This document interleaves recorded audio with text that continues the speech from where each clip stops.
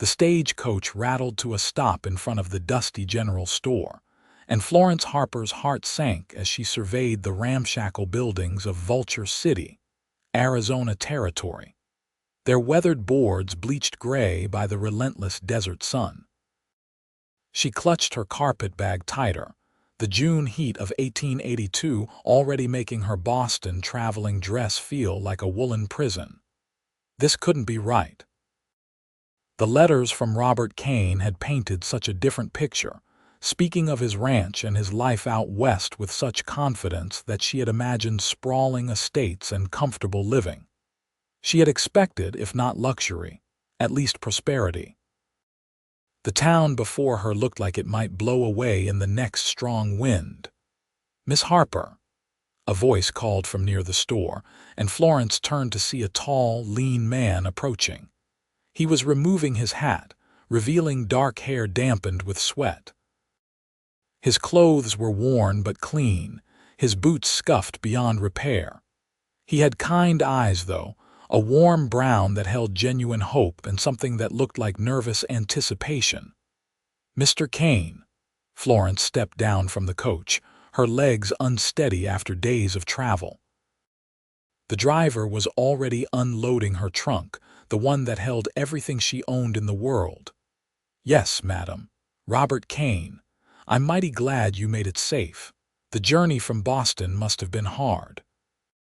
He twisted his hat in his hands, and Florence noticed the calluses, the rough skin of someone who worked with his hands every single day.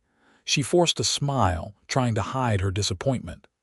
"It was quite long, yes. I've got the wagon just over here. I thought we could head to my place before dark, get you settled. Unless you'd prefer to stay in town tonight, Mrs. Henderson at the boarding house could put you up." Florence looked around at Vulture City again. The few people on the street were watching them with undisguised curiosity. She had come all this way to marry this man, responding to his advertisement in the matrimonial news, because Boston had offered her nothing but a future as a seamstress in her aunt's cramped apartment. At 22, she had wanted more. She had wanted a home of her own, children perhaps, a husband who would provide for her. The letters had been so promising. "Your ranch, how far is it?" she asked. "About 5 miles south of town. It's not much, but it's honest work." Robert's voice held a note of pride mixed with something else. "Worry, perhaps. Let's go there then. I would like to see where I'll be living." She kept her voice neutral, though inside her stomach twisted with anxiety. Robert loaded her trunk onto a weathered wagon pulled by 2 horses that looked as tired as Florence felt. He helped her up onto the wooden seat, his touch gentle and respectful. As they left Vulture City behind, the desert landscape stretched out before them in endless waves of brown and tan, interrupted occasionally by hardy scrub brush and towering saguaro cacti. "I need to be honest with you, Miss Harper," Robert said after they had ridden in silence for a while. "I know my letters might have given you certain expectations." Florence's hands tightened on her carpet bag. "Go on. I do have a ranch, but it's small. Just me working it, trying to build something from nothing. I've got about 50 head of cattle, but the drought this year has been hard on them. I've got a cabin, but it's not fancy. It's just 1 room right now, though I've been meaning to add on." He paused, his jaw working. "I'm not a wealthy man, Miss Harper. I work hard and I'm honest, but if you came here expecting riches, I need to tell you straight that I can't offer that." The disappointment that had been building in Florence's chest since the stagecoach arrived now felt like a heavy stone.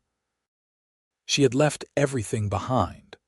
Her aunt had been furious when Florence announced her intention to marry a Western rancher. The small amount of money her parents had left her when they died of influenza 5 years ago had gone toward the train fare and a few new dresses. She had nothing to go back to. Why did you advertise for a wife if you can barely support yourself? The question came out sharper than she intended. Robert's hands tightened on the reins. Because working this land alone is killing me, Miss Harper. Not from the work itself, but from the loneliness. I come home every night to an empty cabin. I eat meals by myself. I talk to the horses and the cattle because there's no other voice to hear. I thought maybe, if I had a wife, someone to share the load, to share the life, then maybe this hard existence would mean something more. He turned to look at her, and the raw honesty in his eyes made her breath catch. I told you in the letters I was building something. I never said it was already built. If I misled you, I'm sorry, but I was hoping for a partner, not just a wife. Someone who would help me turn this rough land into a real home. Florence looked away, staring at the desert. The sun was beginning to sink lower, painting the sky in shades of orange and pink. It was beautiful in a stark, unforgiving way. I don't know anything about ranching. I don't expect you to work cattle, but maybe you could tend a garden, help with the cooking and mending. I'd teach you what I could about the land, and in return I'd provide for you best as I'm able. I'd treat you with respect and kindness. I'd give you a home rough as it is. And you expect me to marry you, just like that? Robert was quiet for a moment. No, madam. I expect I need to court you proper first, even if we're already planning on marriage eventually. You can stay in the cabin. I'll sleep in the barn until we have a proper wedding if you decide you want to go through with it. I won't force anything on you. If after a week or two you want to head back to Boston, I'll give you the money for the fare. You just said you're not wealthy. I've got some saved. Not much, but enough for that. I wouldn't leave you stranded here if this isn't what you want. Florence studied his profile as he drove the wagon. There was something decent about him, something genuine that her aunt's friends' husbands back in Boston had lacked. They had been comfortable, certainly, with their city jobs and their row houses, but they had also been pompous and dismissive of their wives. She had watched those women fade into the background of their own lives. What would you expect from a wife, Mr. Kane? Honestly. Companionship most of all. Someone to talk to at the end of the day. Someone who would be a true partner. I know that might sound strange, but I don't want a servant. I want a helpmate. Someone who sees this land the way I do and wants to build something lasting. The wagon crested a small rise, and below them Florence could see a modest cabin nestled in a shallow valley. A stream ran nearby, lined with cottonwood trees that provided some shade. There was a small corral with a few horses, a barn that had seen better days, and beyond that, scrubland where she could see some cattle grazing. It was humble, almost painfully so, but it was neat and orderly. Someone had taken care to make the best of what little they had. "That's home," Robert said quietly. "I know it's not much." Florence took a deep breath. She could demand to be taken back to town. She could insist on the train fare back to Boston. She could return to her aunt's apartment and the small, cramped life that awaited her there. Or she could take a chance on this earnest cowboy who at least had the decency to be honest with her. "Show me the cabin," she said. Relief washed over Robert's face. "Yes, madam." The cabin was indeed small, but it was cleaner than Florence had expected. One room with an iron stove, a table with 2 chairs, a bed in the corner, and some shelves holding supplies. The floor was packed earth, but it had been swept recently. A window with real glass looked out toward the stream. "I can set up a curtain to give you privacy," Robert said, setting her trunk down carefully. "And like I said, I'll be in the barn." Florence walked around the small space. It was so different from what she had known, even in her reduced circumstances in Boston. But there was something about it that appealed to her. It was honest. There was no pretense here. "Do you have food for supper?" she asked. "Yes, madam. I've got some beans and bacon. Some bread I got from Mrs. Henderson yesterday. It's not fancy." "I can cook, Mr. Kane." "Let me earn my keep while I decide about the rest." Something like hope flickered in Robert's eyes. "That would be much appreciated, Miss Harper." They fell into an awkward rhythm as the sun set. Florence found the supplies and began preparing a simple meal while Robert tended to the horses and did his evening chores. When he returned, washing up at the basin outside, she had the table set with what dishes he had. The food was plain, but she had made it as good as she could with what was available. They sat across from each other, and for a moment neither spoke. "Would you like to say grace?" Robert asked. Florence nodded, and he offered a simple prayer of thanks for the food and for her safe arrival. They ate in silence for a while, the awkwardness hanging between them like a heavy curtain. "Tell me about yourself, Miss Harper," Robert finally said. "Your letters told me some, but I'd like to know more. What was your life like in Boston?" Florence set down her fork. "My parents ran a small bookshop. They both died 5 years ago in the influenza outbreak. I went to live with my aunt, my mother's sister. She's a seamstress, and I worked with her. It was fine work, but the apartment was small and she had strong opinions about everything. She thought I was foolish to answer your advertisement." "What made you answer it?" Florence considered the question. "Honestly, I was tired of being told I was foolish for wanting more. My aunt thought I should be grateful for the work and the roof over my head. And I was grateful, but I wanted my own home. I wanted to make my own decisions. And perhaps I wanted adventure, though I'm not sure this is quite the adventure I imagined." Robert almost smiled at that. "No, I suppose Vulture City isn't very adventurous. It's mostly hard work and dust." "Tell me about you. Why Arizona? Why this place?" "I came out here 4 years ago from Kansas. My family were farmers, but when my father died, the farm went to my older brother. That was right and proper, but it left me with nothing. I wanted land of my own, wanted to build something. I heard there was opportunity out west, so I came. Worked on other people's ranches for 2 years, saved every penny. Then I bought this land from a man who was giving up and heading back east. It's not prime land, but the price was right, and there's water from the stream. That's worth more than anything out here. And in 4 years, this is what you've built." Florence didn't mean it to sound harsh, but she saw him flinch slightly. "Yes, madam, I know it doesn't look like much. The drought set me back last year, lost some cattle, and building alone is slow. But I've got plans. I want to add rooms to the cabin, expand the herd, maybe plant some fruit trees near the stream where they might take. I've got dreams, Miss Harper, just not much money to make them real yet." Florence studied him in the lamplight. He was probably close to her age, maybe 25 or 26. He had an honest face, weathered by sun and work. There was something solid about him, something dependable. Why a mail-order bride? Surely there are women in Vulture City. Robert shook his head. "Not many unmarried ones, and the few there are have their pick of men with better prospects. I'm not much of a catch, Miss Harper. I know that. But I thought maybe a woman from back east, someone looking for a new start, might be willing to take a chance on me. On us, I mean. On what we could build together." The earnestness in his voice touched something in Florence. She had expected many things from this arrangement, but not this kind of raw honesty. "I'll stay for 2 weeks," she said finally. "I'll keep house and cook. You teach me about this land and this life. And at the end of 2 weeks, we'll both decide if this is something that could work."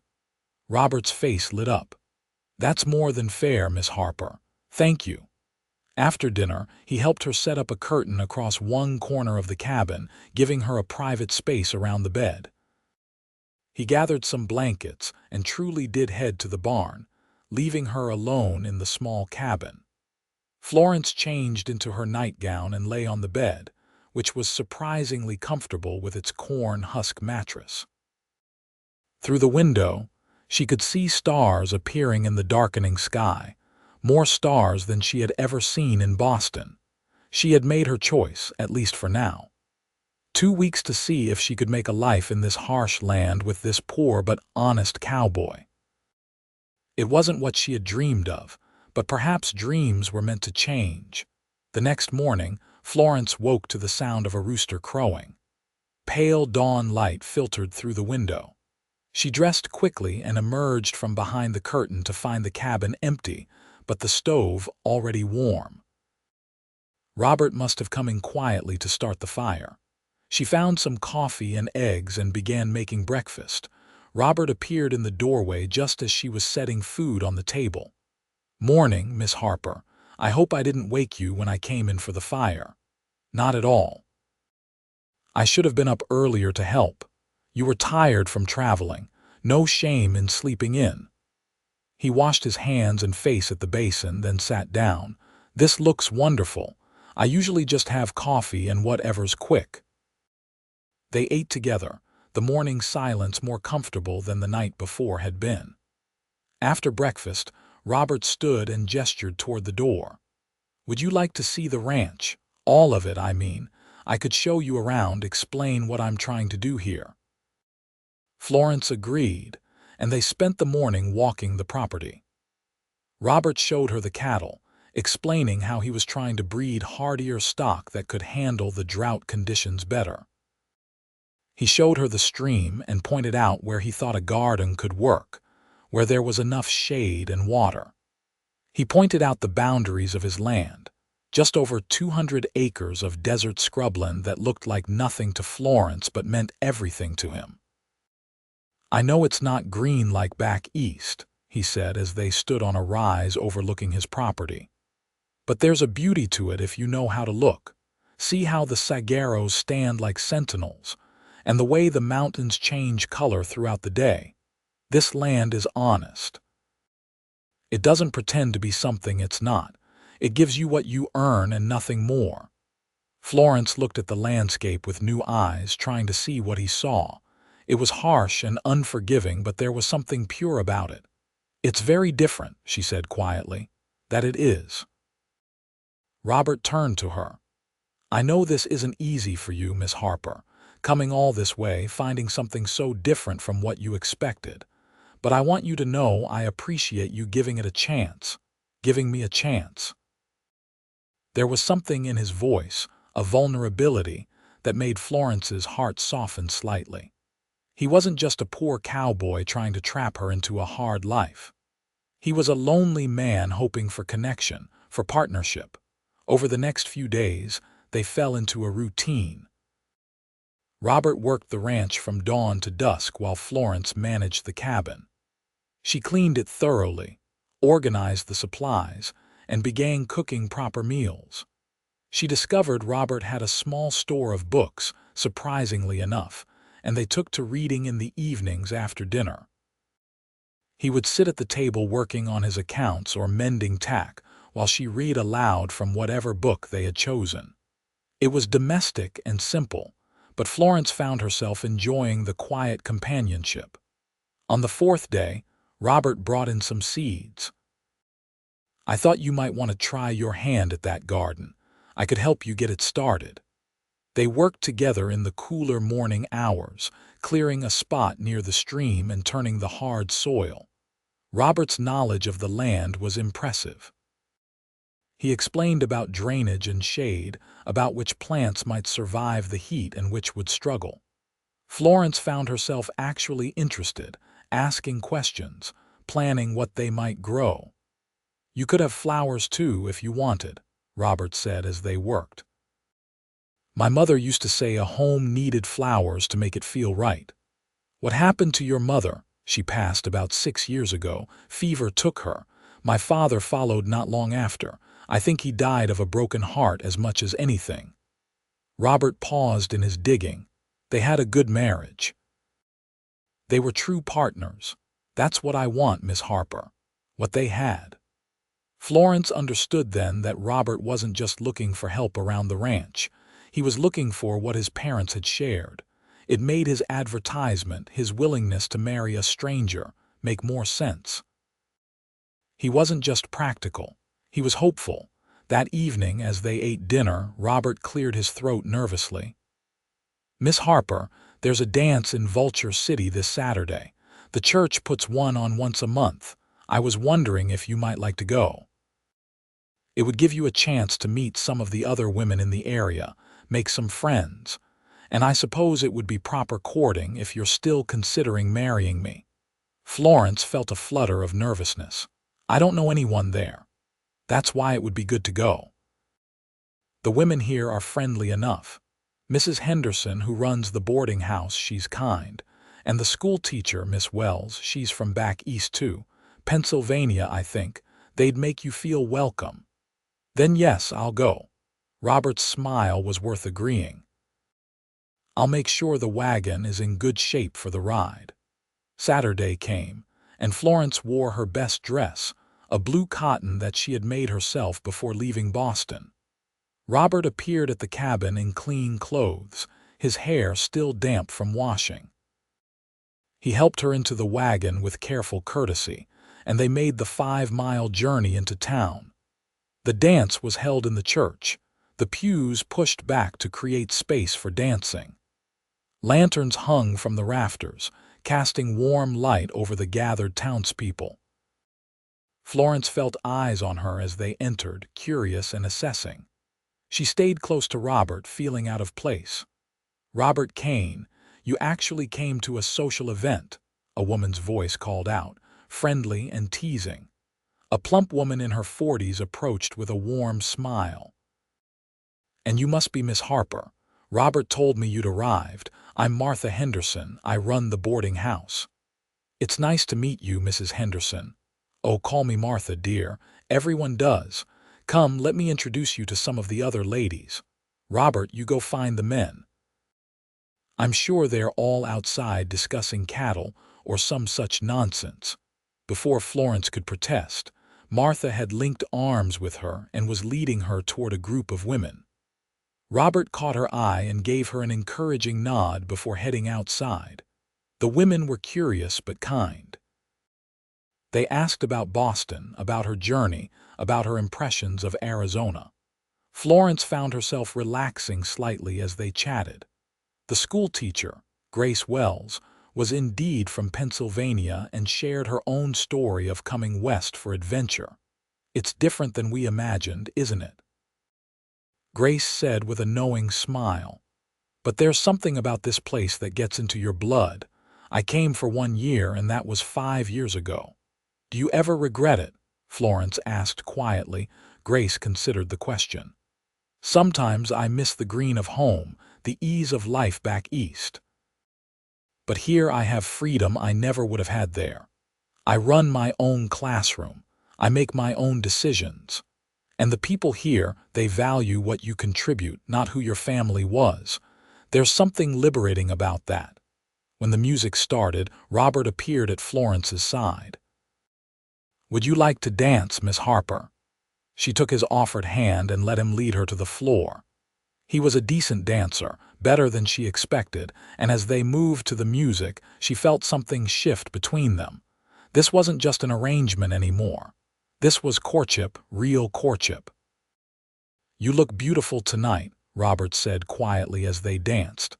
"That blue brings out your eyes." Florence felt herself blush. "Thank you. Are the ladies being kind to you?" "Yes, very. They're quite welcoming." "Good. I want you to be happy here, Miss Harper. I want you to feel like this could be home." As they danced, Florence realized that she was starting to feel something for this earnest cowboy. It wasn't love, not yet, but it was the beginning of something. She could see his goodness, his honesty, his hope for the future.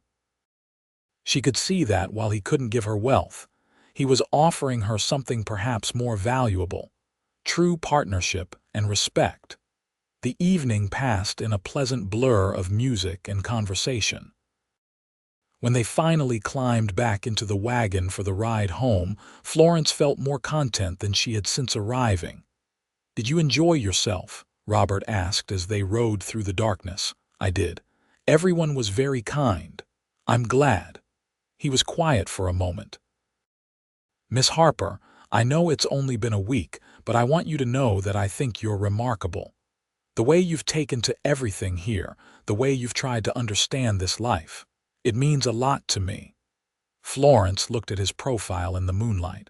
"I won't lie and say this is easy. It's very different from what I knew. But you've been kind and patient, and I appreciate that. I know I can't give you the comforts you deserve. But I promise you, Miss Harper, if you decide to stay, if you decide to marry me, I'll spend every day trying to make you happy. I'll work hard to build us a good life. It might take time, but I swear to you, I'll give you everything I have." The sincerity in his voice moved Florence deeply. "You're a good man, Robert Kane. That's worth more than you might think." When they arrived back at the cabin, Robert helped her down from the wagon. For a moment they stood close together in the darkness, and Florence thought he might try to kiss her. Instead, he simply squeezed her hand gently. "Good night, Miss Harper. Sleep well." "Good night, Robert." The second week passed more quickly than the first. Florence found herself thinking of Robert as Robert rather than Mr. Kane in her mind. She began to anticipate his return in the evenings, found herself listening for his footsteps. They talked more easily now, sharing stories of their childhoods, their dreams for the future. Robert told her about his plan to eventually build a larger house, to expand the ranch, to make something lasting that they could pass on to children someday. Florence began to share her own dreams, things she had kept quiet for fear of seeming foolish.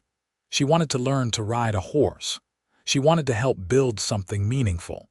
She wanted children too, a family of her own. The garden they had planted together was beginning to show tiny green shoots pushing through the soil. Florence checked it every day, amazed that something could grow in this harsh land. It felt symbolic somehow.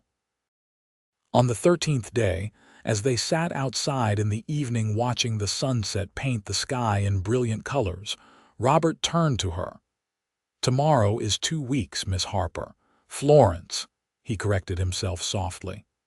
"I've been thinking about what to say, how to convince you to stay. But I realized I should just speak plain. I've fallen for you. Not just the idea of a wife, but you specifically. The way you read aloud in the evenings with such expression. The way you get excited when the plants in the garden grow. The way you laugh when I tell stories about the stubborn cattle. I know I'm not wealthy. I know this life is hard. But I love you and I want you to stay. I want you to marry me and build this life together." Florence's heart was pounding.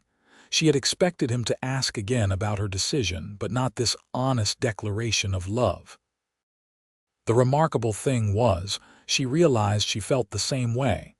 Over these 2 weeks, she had come to care for this man deeply. She admired his work ethic, his honesty, his gentle kindness. She respected how he treated her as an equal partner. And she was drawn to him in ways that had nothing to do with money or status. "Robert," she said softly, "when I arrived here I was angry and disappointed. This wasn't what I had imagined, but you were right in what you said. You can't give me riches in gold or silver. But you've given me something more valuable. You've given me respect and partnership. You've given me honesty and hope. You've shown me beauty in this harsh land. You've made me feel valued for who I am, not what I can do for you. That's worth more than any amount of money." Robert was staring at her, hardly daring to breathe. "Does that mean it means I love you too? It means I want to stay. It means, yes, I'll marry you." The joy that broke across Robert's face was radiant. He stood and pulled her gently to her feet, then cupped her face in his work-roughened hands. "May I kiss you, please?" Florence whispered. Their first kiss was sweet and tentative, full of promise and hope. When they pulled apart, both were smiling. "I'll go to town tomorrow and arrange everything with the preacher," Robert said, still holding her close. "We can be married by the end of the week if that's all right with you. That's perfect." They stood together in the growing darkness, holding each other, both feeling like they had found something precious and rare. Florence had come west expecting wealth and comfort. Instead, she had found something infinitely more valuable: real love and true partnership. The wedding was simple, held in the small church in Vulture City with Martha Henderson and her husband as witnesses. Grace Wells came too, along with a handful of other townspeople who had befriended Florence. She wore her best dress and carried a simple bouquet of wildflowers that Robert had gathered that morning.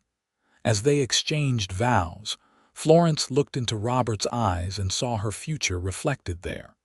It would be a hard future in many ways, full of work and struggle. But it would also be full of love and partnership and shared purpose. When the preacher pronounced them husband and wife, Robert kissed her with such tenderness that Florence felt tears prick her eyes. "Welcome home, Mrs. Kane," he whispered against her lips. "I'm already home," she whispered back. "I've been home since I decided to stay." That night, Robert carried her over the threshold of their cabin, both of them laughing. The curtain that had divided the space came down, no longer needed. They came together as husband and wife, their joining tender and passionate, both nervous and eager. Robert was gentle, constantly asking if she was all right, if this was what she wanted. Florence felt cherished in a way she had never experienced before. Afterward, lying in his arms, Florence traced patterns on his chest. "I never imagined I could be this happy." Robert kissed her forehead. "I'll spend every day making sure you stay this happy. That's my promise to you. Don't make promises you can't keep. Life is hard here. There will be difficult times. Then I promise we'll face them together. How's that?" Perfect. They fell into married life with surprising ease. Florence proved to be a quick learner when it came to ranch life. She insisted Robert teach her to ride, and though she was nervous at first, she soon came to love the freedom of it. She began helping with some of the ranch work, checking on cattle, mending fences. Robert taught her everything patiently, never making her feel foolish for not knowing.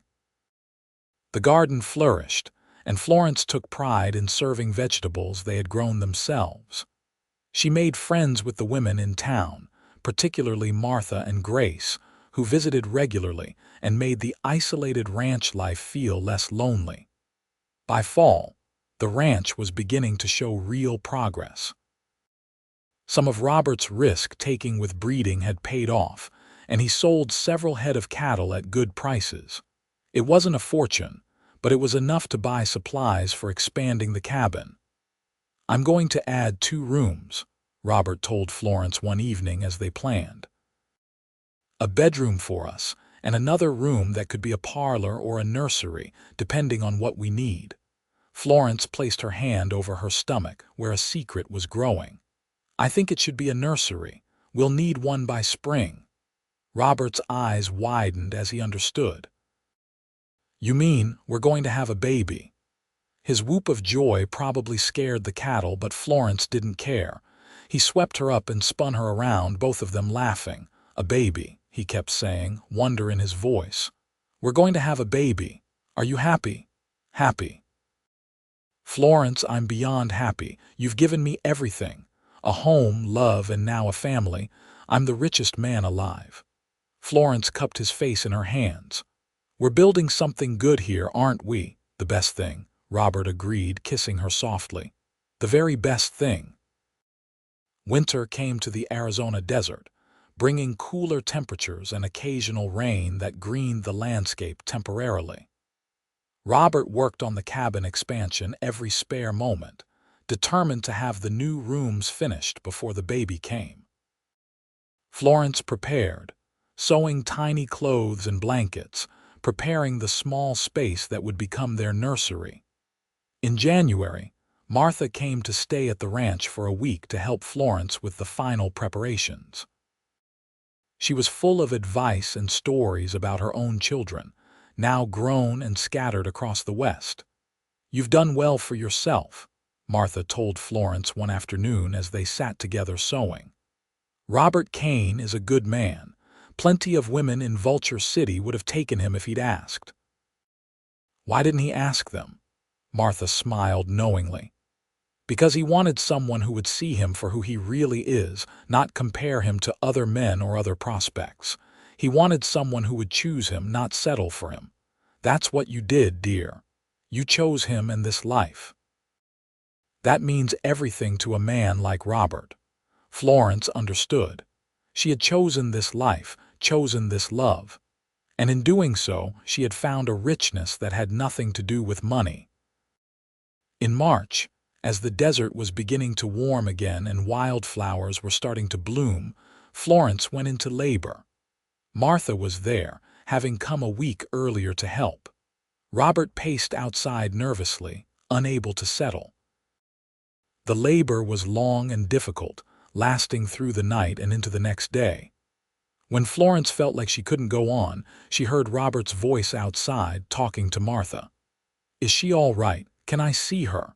"Not yet, but she's strong. She's doing well. Keep praying." Knowing he was there, knowing his love and concern, gave Florence strength. Finally, with the afternoon sun streaming through the window, she gave one last push and heard the piercing cry of a newborn baby.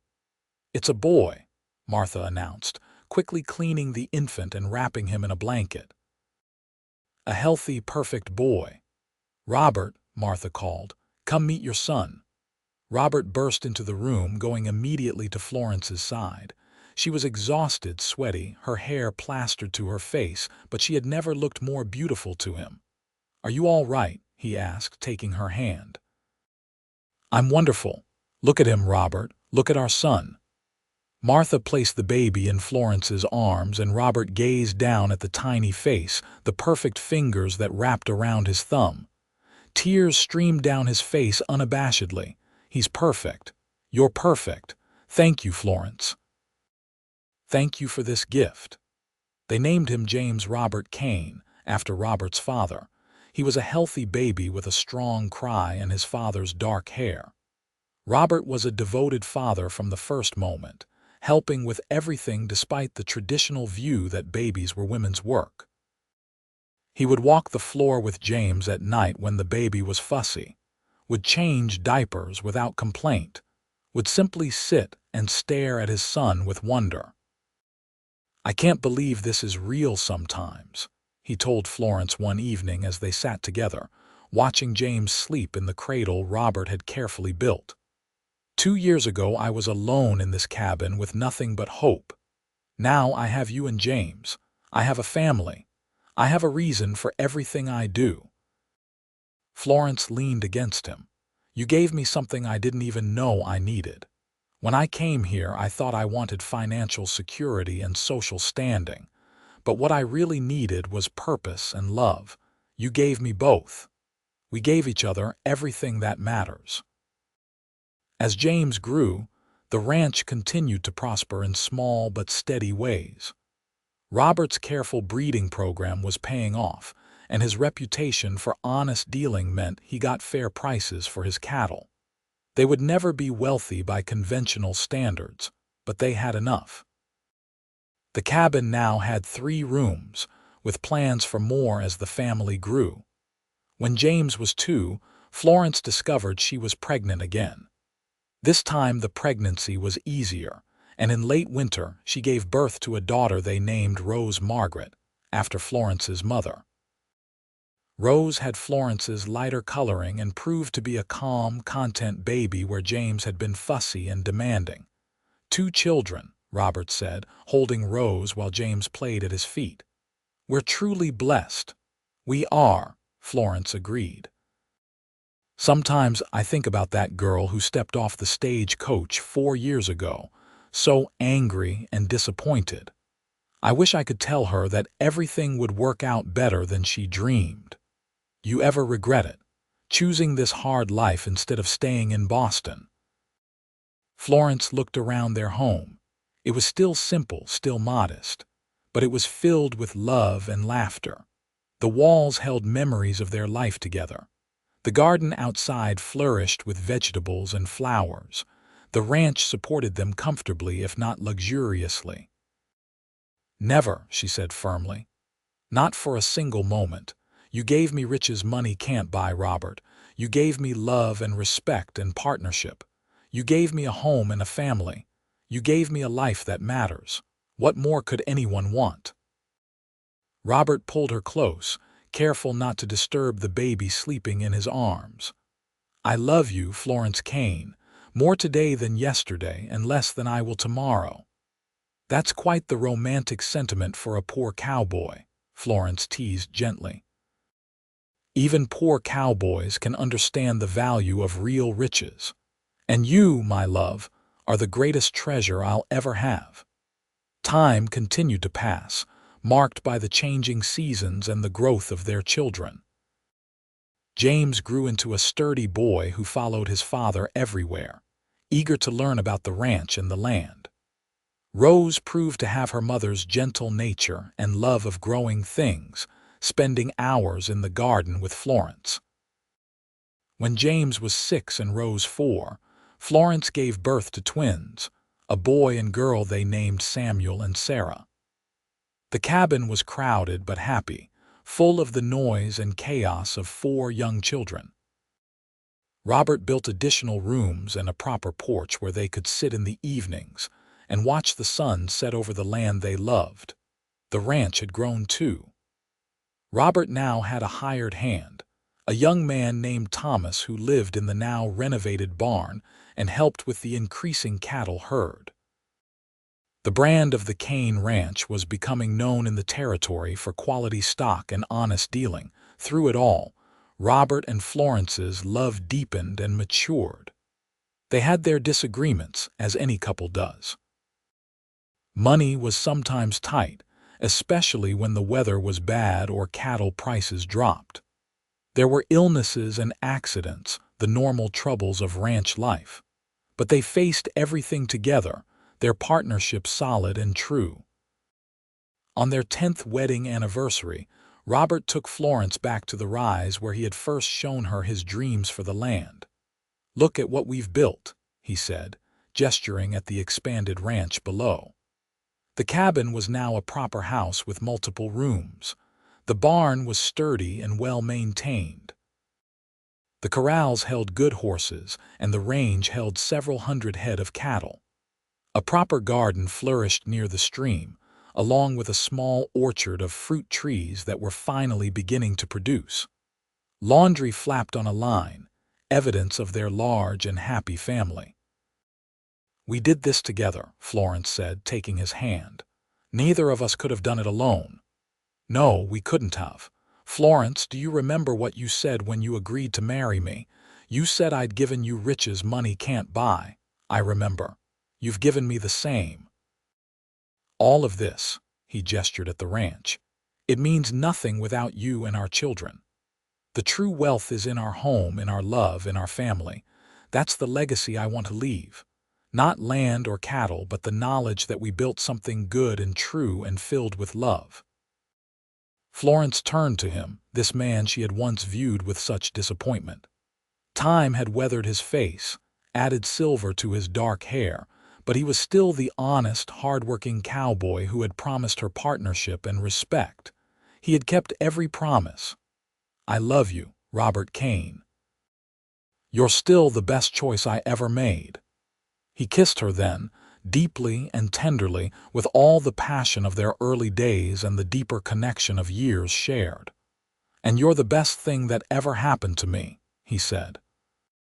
"My mail-order bride who arrived expecting wealth and gave me riches beyond measure instead."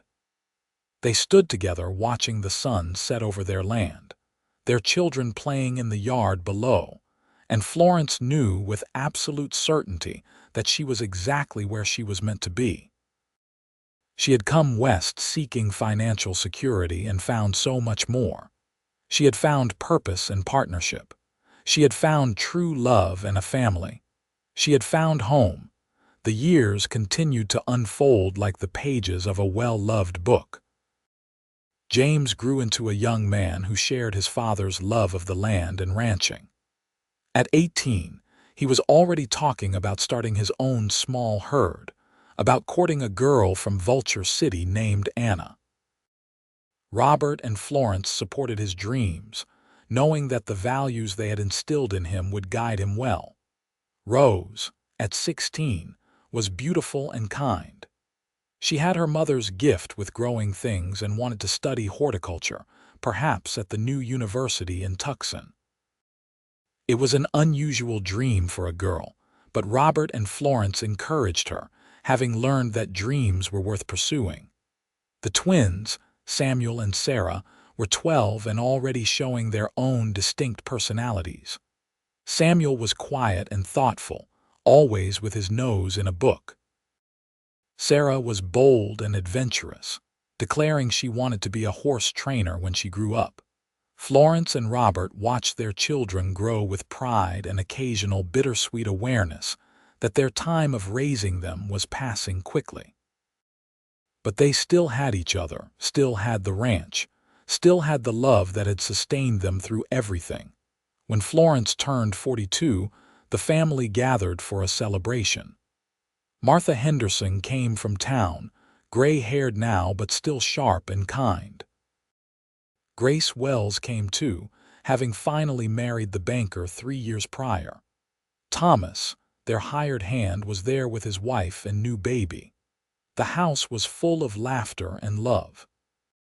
After the meal, as the children cleaned up and the guests visited, Robert took Florence's hand and led her outside to the porch. The stars were brilliant overhead, just as they had been that first night she had spent in Arizona. "Have I told you today that I love you?" Robert asked, settling onto the bench he had built for this purpose. "Only 3 times," Florence teased, sitting beside him and resting her head on his shoulder. "Then I'm behind schedule. I love you, Florence. I love you more now than I did 20 years ago when you stepped off that stagecoach looking so angry and disappointed." "I wasn't angry, I was terrified," Florence admitted. "Everything was so different from what I expected. You were so different from what I expected. Better or worse?" "So much better. You know that." They sat in comfortable silence for a moment, listening to the sounds of their family inside the house, the distant sound of cattle, the eternal desert wind. "You think James will be happy with Anna?" Florence asked. "I do. She's a good girl, hardworking and kind. She reminds me of you, actually. And Rose going away to study, she'll be fine. She's strong like her mother, and she'll come back. This land gets in your blood." "What about us? When all the children are grown and gone," Robert pulled her closer. "Then it will be just us again, like in the beginning. And we'll be fine because we have each other. That's all we've ever really needed." Florence thought about the girl she had been, stepping off the stagecoach with her carpetbag and her disappointed dreams. She thought about how angry she had been that Robert wasn't wealthy, that the ranch was so small and rough. She had been looking for financial security and social position, the external markers of success. What she had found instead was so much more valuable. She had found a man who valued her opinions and treated her as an equal partner. She had found work that mattered, and a home she had helped build. She had found love that deepened with every passing year. She had found purpose and meaning and joy. The ranch was successful now, comfortable if not wealthy. But even if Robert had been as rich as she had hoped all those years ago, it wouldn't have mattered. The true riches of her life had nothing to do with money. They lived in the laughter of her children, in the touch of her husband's hand, in the garden she had coaxed from desert soil, in the life they had built together from nothing but hope and hard work and love. "Robert," she said softly, "thank you for being poor." He laughed, surprised. "That's an odd thing to thank someone for. If you had been wealthy, I might never have looked past the surface. I might never have seen what really mattered. Your poverty forced me to see your true wealth, your character and values and heart. It forced me to learn what really makes a rich life." Robert was quiet for a moment, then he kissed the top of her head. "Then I'm grateful for it too, though I prefer to think of us as rich now, just not in the way most people measure. We are rich. We're the richest people I know." They sat together on their porch, holding hands as they had done for 20 years, as they would continue to do for all the years to come. The poor cowboy and the mail-order bride who had expected wealth had found something infinitely more valuable. A love built on mutual respect and shared purpose, a family raised with care and intention, a life rich in all the ways that truly mattered. Inside the house, their children were laughing about something. The sound drifted out to the porch, sweet and precious. This was what wealth really meant, Florence thought. This abundance of love, this richness of connection, this treasure of shared life. She had come to Arizona expecting gold and found something far more valuable. She had found home. She had found love. She had found herself. And in the end, that poor cowboy had given her riches money could never buy. A life worth living, a love worth keeping, and a legacy worth leaving. What more could anyone ask for? The years rolled on like wagon wheels over desert sand, marking time but never diminishing the love that was the foundation of everything Robert and Florence had built. They grew older together, their children became adults, and eventually, grandchildren arrived to fill the house with new laughter. James married Anna in a beautiful ceremony at the church in Vulture City, and they settled on land adjacent to the original Kane ranch. The first grandchild, a boy named Robert James, arrived the following year. Florence held her grandson and saw her husband's eyes reflected in that tiny face, and she wept with joy. Rose did go to university in Tucson, where she studied plants and agriculture. She returned to Arizona and started an experimental garden near Phoenix, introducing new crop varieties that could survive the desert conditions. She married a fellow researcher, and they had 3 children who spent their summers on the ranch, learning about the land from their grandparents. Samuel became a teacher, like Miss Wells had been, but he taught in Vulture City so he could stay close to home. Sarah did become a horse trainer, and a renowned one, known throughout the territory for her skill and patience with difficult animals. She never married, declaring that horses were better company than most men, which always made her father laugh through it all. Robert and Florence remained the heart of the growing Kane family. The ranch continued to prosper under James's management, though Robert still helped out every day until his body simply couldn't keep up anymore. Florence's garden became legendary in the region, and she spent her days teaching her grandchildren about coaxing life from the desert soil, about patience and care and respect for the land. On their 30th wedding anniversary, the entire family gathered at the ranch for a celebration. The original cabin still stood, now used as a storage building, but it had been preserved carefully. Florence insisted on it, saying it was where their life together had truly begun.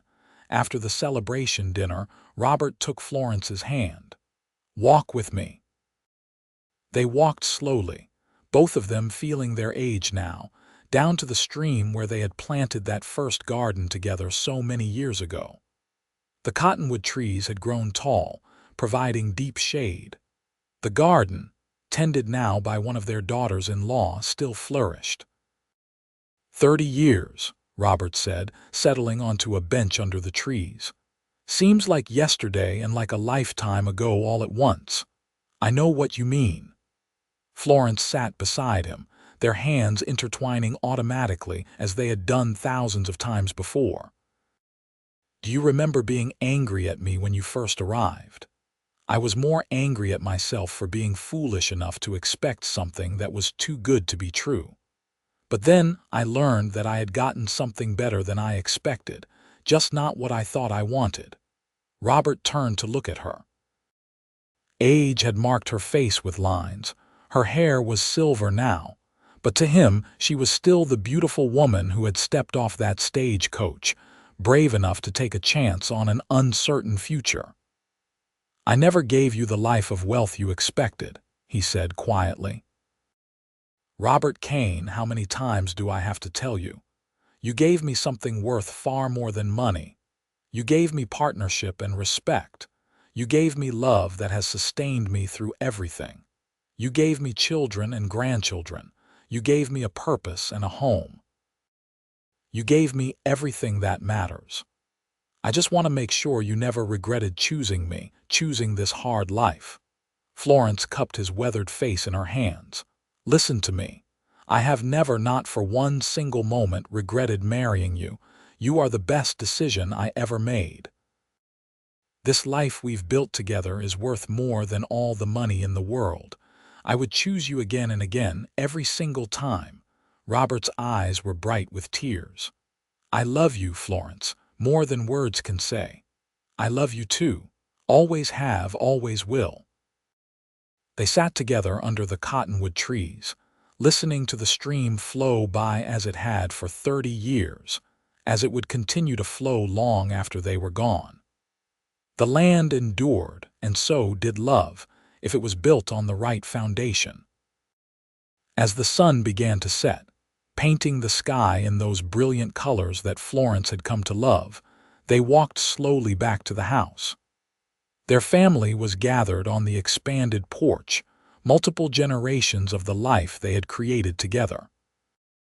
Children and grandchildren, all carrying forward the values Robert and Florence had instilled. Hard work, honesty, respect for the land, and above all, love. That night, lying in bed in the room Robert had built with his own hands, Florence reflected on the journey that had brought her to this moment. She had traveled across a continent to marry a stranger, expecting wealth and finding poverty. But in that poverty, she had discovered true riches. She had learned that wealth wasn't measured in money or possessions. It was measured in love freely given and received. It was measured in children raised with care and intention. It was measured in work that mattered and land that responded to respect and care. It was measured in partnerships that weathered every storm and emerged stronger. Robert's arm tightened around her, and she knew he was still awake too. "What are you thinking about?" he asked softly. "About riches," Florence answered. "About how the poorest cowboy I ever met gave me wealth beyond measure. I think you've got that backwards. You're the one who brought riches into my life. Then we both win." "Yes," Robert agreed, kissing her forehead. "We both win." They fell asleep like that, holding each other as they had done for 30 years, as they would continue to do for all the years they had left. Two people who had taken a chance on each other, who had chosen love over comfort, partnership over security, and had built something beautiful in the process. The Arizona desert stretched out around them, harsh and beautiful, the land they had learned to love and respect. And in their simple house, surrounded by the family they had created, Robert and Florence Kane slept peacefully, rich in all the ways that truly mattered. Years continued to pass, gentle as desert rain and just as precious. Robert and Florence grew older, their steps slower but their love constant. They celebrated 40 years together, then 45, watching their grandchildren grow and start having children of their own. The ranch had become a true legacy, spanning generations. James ran it with his sons, maintaining the values of hard work and honest dealing that Robert had established. The Kane name was respected throughout Arizona territory, and eventually throughout the new state of Arizona. When it joined the Union in 1912, Florence and Robert sat on their porch that day, listening to the church bells ring in Vulture City to celebrate statehood. They were in their 70s now, both of them marveling that they had lived to see such momentous change. "We've seen this land grow from territory to state," Florence said, holding Robert's hand. "We've seen Vulture City grow from a rough mining town to a proper community. We've seen our children become grandparents themselves. It's been quite a life," Robert agreed. Better than I ever imagined when I placed that advertisement in the matrimonial news. Better than I ever imagined when I answered it, expecting to marry a wealthy rancher. They laughed together, the easy laughter of people who had shared a lifetime of joys and sorrows, triumphs and challenges. That night, Florence felt tired in a way she hadn't before. Robert helped her to bed, concerned by her pallor.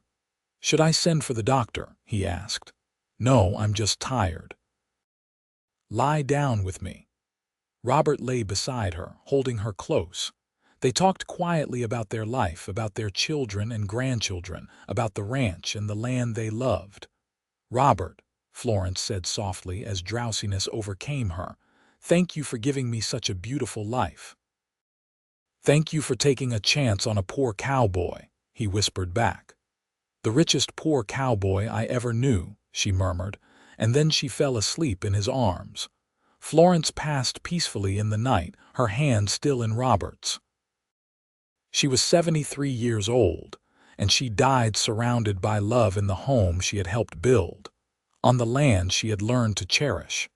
The funeral was attended by the entire town, and then some.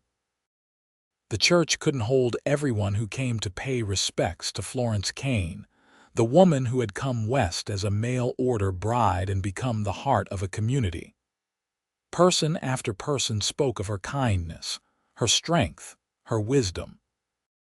They spoke of the garden she had taught so many people to tend, the children she had helped raise, the love she had shared freely with everyone she met. Robert stood at the graveside, surrounded by his children and grandchildren and great-grandchildren, and he knew that Florence had been right all those years ago. They had been rich beyond measure, and not a penny of it had to do with money. He lived another 3 years after Florence's death, spending his days on the porch she had loved, in the garden they had planted together, surrounded by the family they had created. He told stories to his great-grandchildren about their great-grandmother, about the brave woman who had come west expecting one thing and found something far better. When Robert Kane passed away at 76, he was laid to rest beside Florence under the cottonwood trees near the stream, the place where their life together had truly begun. The headstones were simple, bearing their names and dates, but they were surrounded by the most beautiful garden in Arizona, tended by generations of their descendants. The ranch continued on, passed down through the Kane family. The original cabin was preserved as a testament to where it all began, when a poor cowboy and a disappointed mail-order bride took a chance on love and built something extraordinary. And sometimes, on quiet evenings when the desert wind whispered through the cottonwood trees, people swore they could feel the presence of Robert and Florence, still together, still in love, still proof that the greatest riches in life had nothing to do with money and everything to do with love. Their legacy lived on not in wealth or possessions, but in the values they had instilled in their descendants. Work hard, deal honestly, respect the land, cherish family, and above all, understand that true riches are measured in love given and received, in lives touched and changed, in partnerships built on respect and maintained with care. Florence Harper had arrived in Vulture City, expecting to marry a wealthy rancher.